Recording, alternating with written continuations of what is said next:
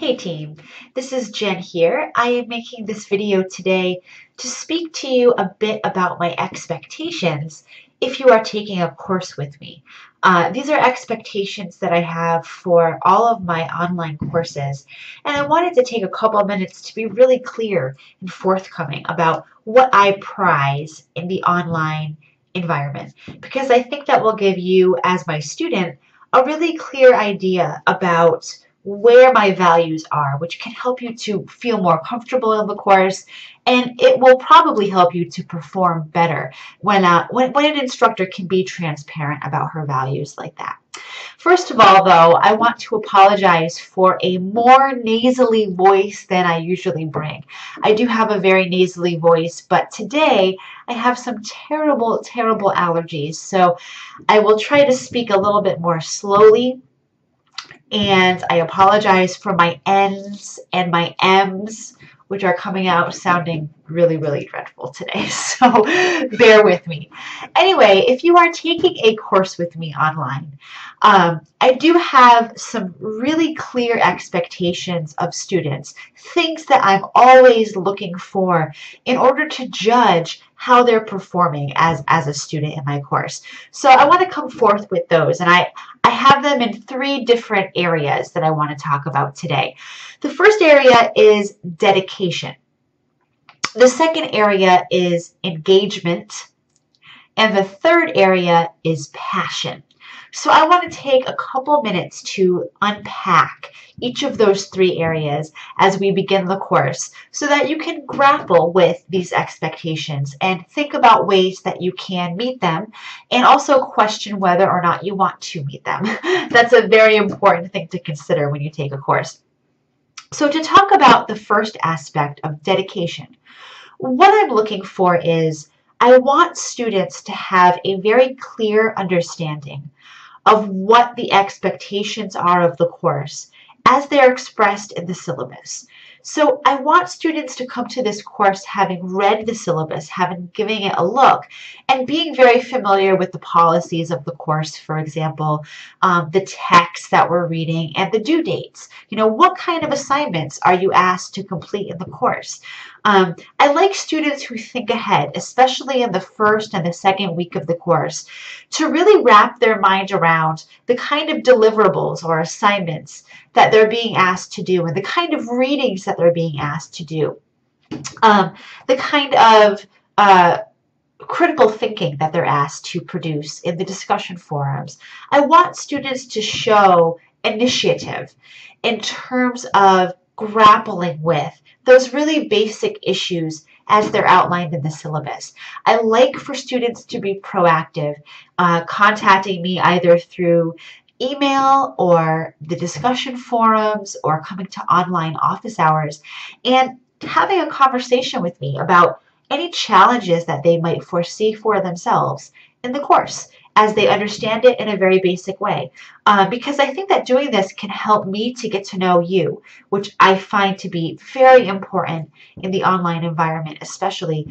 And it also can help you to feel successful as you move forward in the class. So that is an aspect of dedication that I look for. Another aspect of dedication that I really value is making sure that students understand and can meet the time frames that are expected to commit to the course. For the courses that you take with me, I expect that students will be giving about 8 hours of work to this course every week.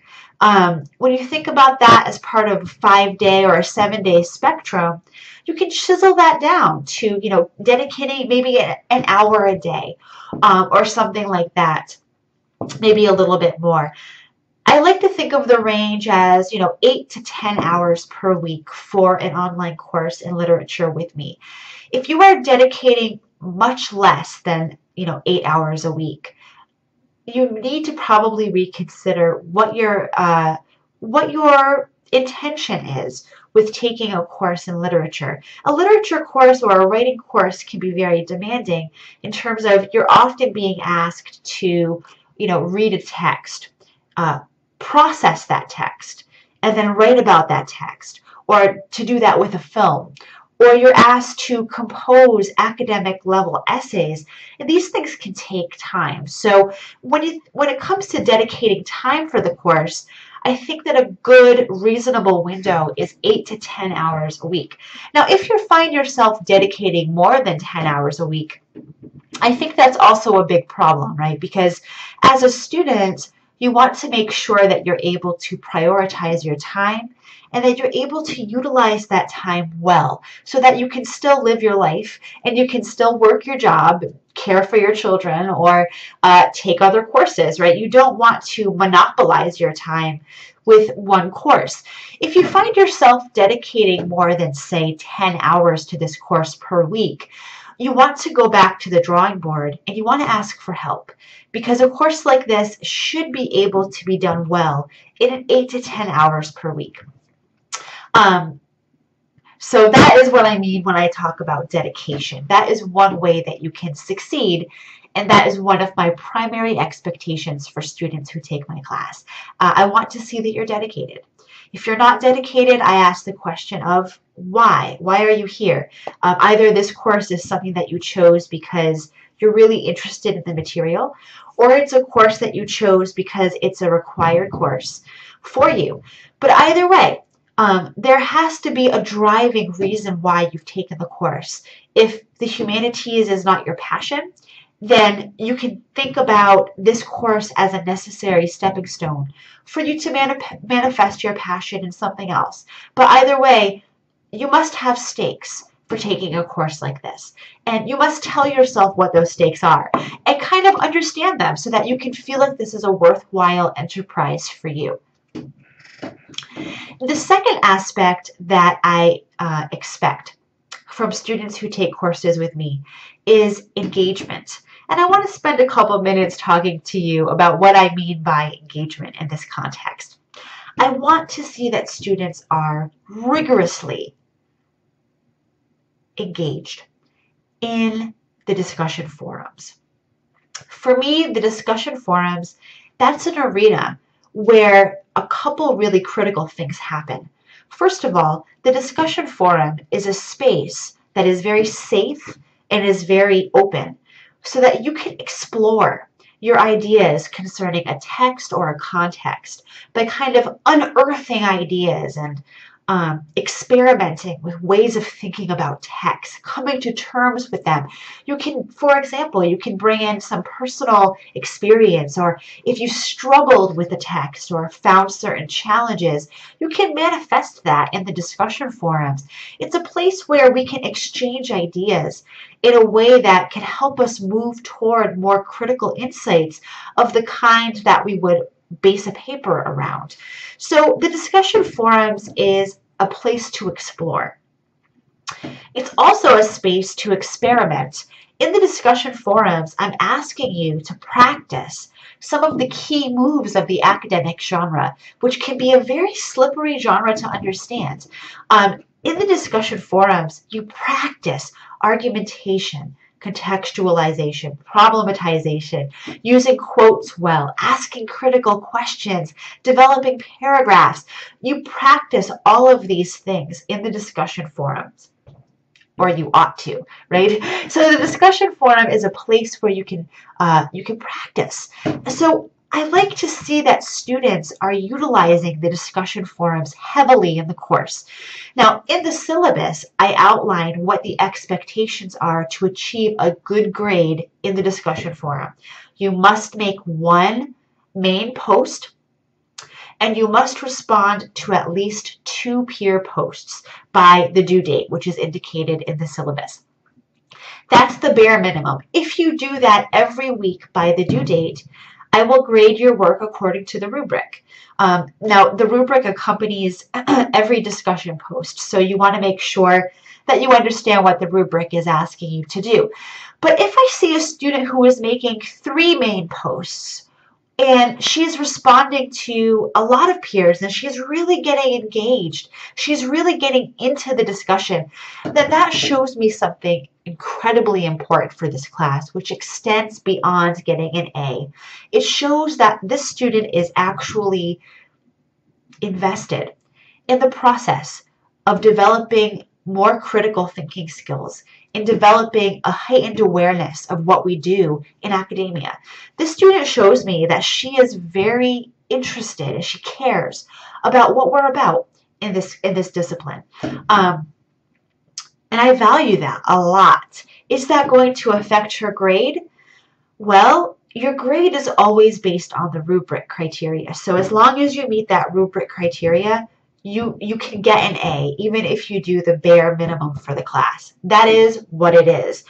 But is this student showing me that she is working toward a larger goal, that she's working hard, that she's dedicated, and that her engagement is superior? I notice that. What does that mean for the student? Well, it means that she might receive more outreach from me. I might be more inclined to develop a professional relationship with this student, to outreach her and help her to grow even further. It also means that when I consider her body of work, for example, at the end of the term, if there is a reflective component to this course, if there is a portfolio component to this course, which I sometimes have in my courses, it may or may not be in your course, that is something that I will absolutely consider, because it's a personal aspect of development that I can actually mark and track and see. And it has relevance, it has meaning when a student is very proactive in a course and shows initiative. That is important to me. I want to see a very high level of engagement from all of my students that reflects my own high level of engagement. As you will notice, I am very engaged in these courses. I want to help students very much to move forward with their personal goals of becoming deeper thinkers, of becoming better writers, of becoming academics, of becoming whatever they want to be. So I hope that students' engagement will reflect my own and that our exchange will be very fruitful. That's my second expectation. My third and final expectation is for passion. So important in what we do. No matter what you do, it's important. It's important, and by passion, I mean that you are excited about something having to do with the process. If you're not thrilled with where this is going to get you or what we are doing or any kind of tangential aspect of this process, then I have to ask you the question of what on earth you are doing in here with us. Because passion drives inquiry, in my opinion.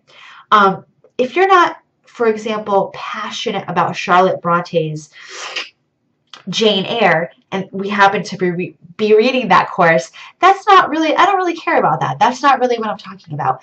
But there must be some way that you can find excitement, something thrilling, something wonderful about some aspect of what we're doing. I want you to relate to it in a personal way. Now that could take a number of forms, right? For example, you could, for a discussion post, you could not write to the prompt that I have offered you. So, for example, let's say we are reading Jane Eyre, and the assignment prompt asks you to write about how Jane Eyre articulates the Victorian period. So let's say you read that prompt and you're like, wah, wah. That sucks, right? I don't really care about how Jane Eyre articulates the Victorian period or not. That's not something that I cared about when I read the text. That's not something that I generally have any interest in unpacking. When you come to assignment prompts in my classes, whether they're discussion board prompts or they're essay prompts, you have the power to totally disregard those prompts. In fact, I think about prompts in my class as a guidance for students who are feeling uninspired or students who might need some direction to say, this is what I want you to write about, and they write about it. Easy peasy. But there are other students among us who will, for example, read Jane Eyre and be totally taken away by the way that Jane and Rochester appear to be zombies in the novel. And they want to write a post about that because they want to explore that. They want to know what peers think about it. They want to know how they can take it to the next level. When you read a text, when you write a discussion post, or when you write an essay in this text, in this course, whatever that course is that you're taking with me, I want you to always let your creative ideas be the horse that draws the carriage. So if you feel inspired by, for example, your hatred of Doris Lessing's The Grass is Singing, then let that concept drive how you come to terms with that text in the course. You have the liberty to throw away any of the prompts that I give you as long as I see that the writing that you're doing is driven by your passion, your context, and as long, of course, as it meets the rubric criteria. As long as everything that you produce in this course meets the criteria that I express in the rubric, you have the power to write about whatever you want. I actually had a student several years ago, I'll never forget him, it was one of my first writing gigs, who actually brought in skateboarding to every essay that we wrote. And I gotta tell you, he did it really well. If you want to learn more about how you can bring what you love to the table with anything that you're asked to do, watch my overview video on context in my writing overview series, which I am currently developing. That will give you some pointers about how to do that. But anyway, I want to see your passion. We all have passions, I hope. And whatever those passions are, there ought to be a way to read those passions into course contexts. There are ways to do that, and I want you to do that in this course, no matter what course you're taking with me. Those are the 3 expectations that I have for my students: dedication, engagement, and passion. All very important. I hope that gives you the chance to get to know what I want from you a little bit more. Keep aware that these expectations are very high and that I try to always provide my students with a set of strong resources that can help them to meet those expectations that I set.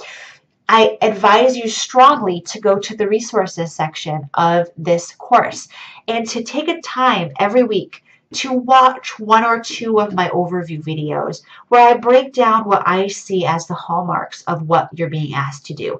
I try to lead students very, very slowly and very clearly through processes that I really do believe can improve their prowess in terms of understanding what we do in academia, right? I hope you'll join me, and I hope that you will contact me with any questions that you might have, no matter how small or how seemingly insignificant or how basic those questions or how complex those questions may seem. I am here to support you. I am here because I am dedicated, I am engaged, and I am passionate in your process, with your process. So engage me. I'm the best resource that you have, or at least one of them. So I hope to see you soon. And I hope that you enjoy your tenure in this course. Bye for now.